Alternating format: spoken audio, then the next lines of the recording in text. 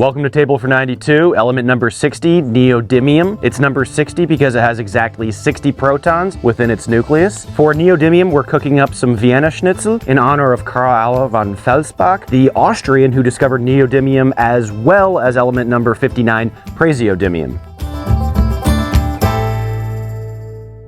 Actually, von Felsbach originally discovered what was thought to be one element, didymium, but was later found actually to be two distinct elements, praseodymium and neodymium. There were many mistakes like this that happened a lot anyway when the periodic table was being put together, but especially when scientists were discovering the lanthanide elements. They are so similar that they are put into their own group within the table, so it was notoriously difficult to suss out what was what anyway. Let's start the Wiener Schnitzel. Schnitzel is a really popular dish in all sorts of German-speaking communities, but the real Vienna Schnitzel has got to be made with veal. Schnitzel made its way into Austria probably in the 17 or 1800s and was for a long time a very special meal. Nowadays, it's a lot more common, and nowadays chefs all over the world have created many variations, some great, some not so great. It's kind of like pizza, you get weird variations out there. But yeah, traditionally, it's just your pounded fried veal cutlet served with a slice of lemon, and I'm gonna make one of those, but my absolute favorite Wiener Schnitzel is Hawaiian Schnitzel. It sounds like it might be an abomination like pineapple on pizza, but it is really, really popular, and the flavors just all come together and it's just awesome.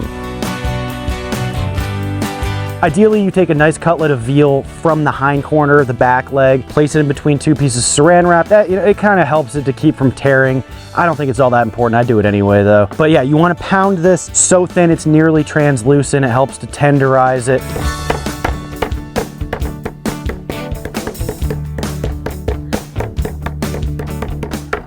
So I heard one really great story. I can't remember where I heard it, but in Vienna after World War II, like everything was destroyed, everyone was in poverty, and people couldn't afford to have schnitzel anymore. But during dinner time, would pound hammers on pieces of wood so that their neighbors could hear them. And so they would be like, oh, like, you know, the Johnsons next door can afford schnitzel. But in reality, it was just impoverished people tricking their neighbors into, you know, thinking they had more than they did. I don't know if that actually happened, but, you know, it says a lot about how much the Viennese love this stuff.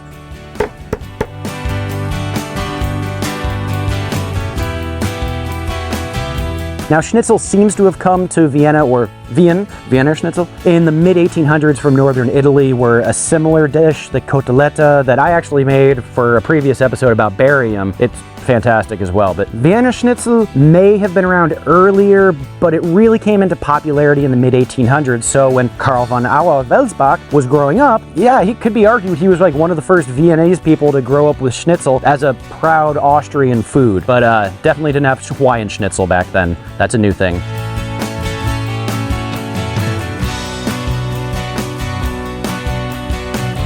As I mentioned, neodymium is part of the lanthanide groups of elements that run from number 57 to 71. These elements are thrown together into their own group precisely because they are so similar and often are used in the same applications. In addition, you'll often hear of the lanthanides as part of the rare earth elements because of their perceived rarity, but that moniker it's kind of an old one, and a lot of these lanthanides or rare earth elements are not actually all that rare. It's just that the lanthanides and the other couple rare earth elements on the periodic table are extremely difficult to extract from the minerals they are found in. And the technology during the 1800s, when a lot of these elements were being discovered, only allowed them to extract very small amounts. Hence the thought that they are extremely rare in Earth's crust. We have a lot better technology now.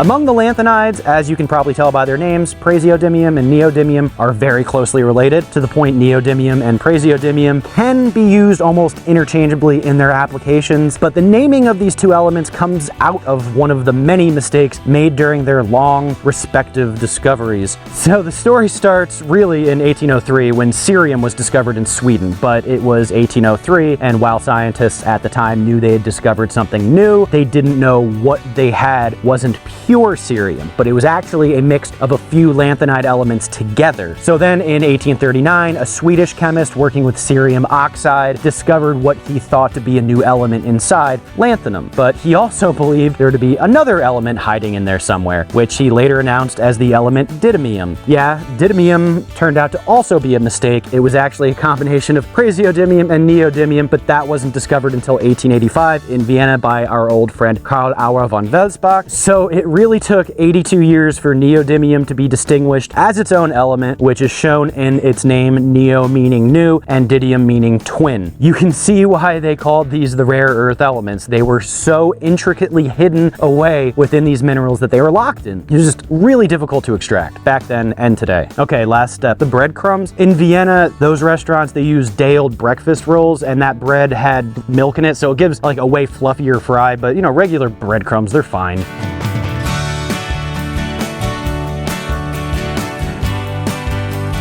So I've been waiting for the right time to really get into the rare earth elements and their importance in the economy and geopolitics. Neodymium is the perfect element to highlight all this stuff because of its importance to green technology. I read an article in The Atlantic that describes neodymium as the pixie dust of green tech. Just love that line, pixie dust of green tech.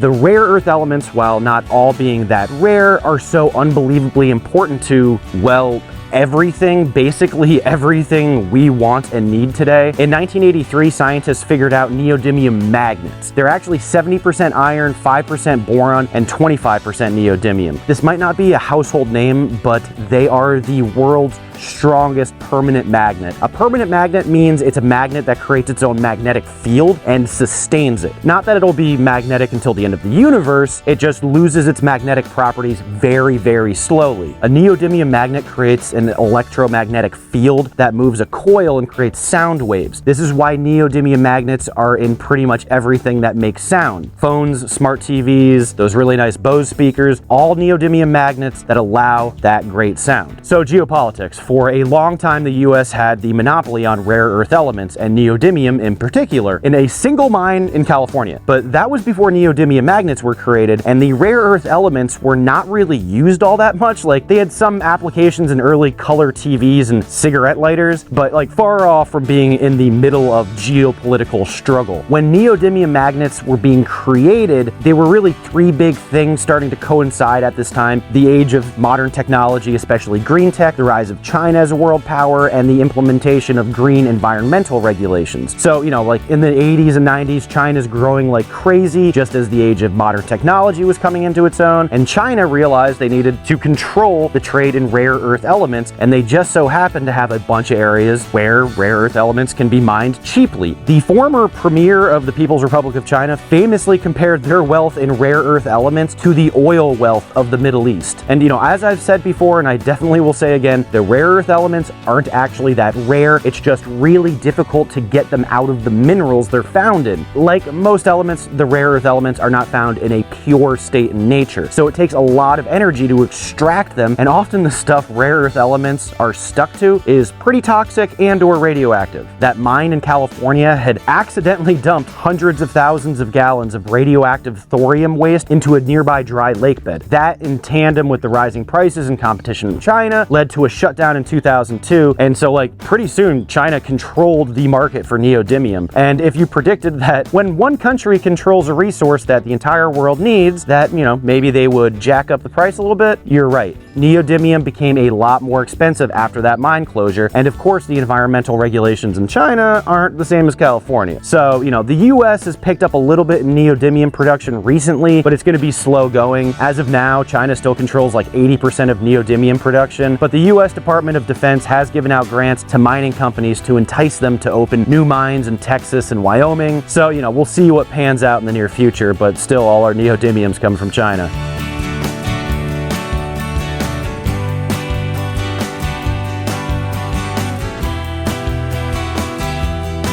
That's neodymium, makes the magnets that you are listening through right now. This was a gift actually from someone when I was in Vienna. When I was 16, I was an exchange student there, and my host mother's little brother was the double bass player in the Vienna Philharmonic Orchestra, and so I went down. But this brewery was founded in 1492, and they thought that was funny because I'm from the US.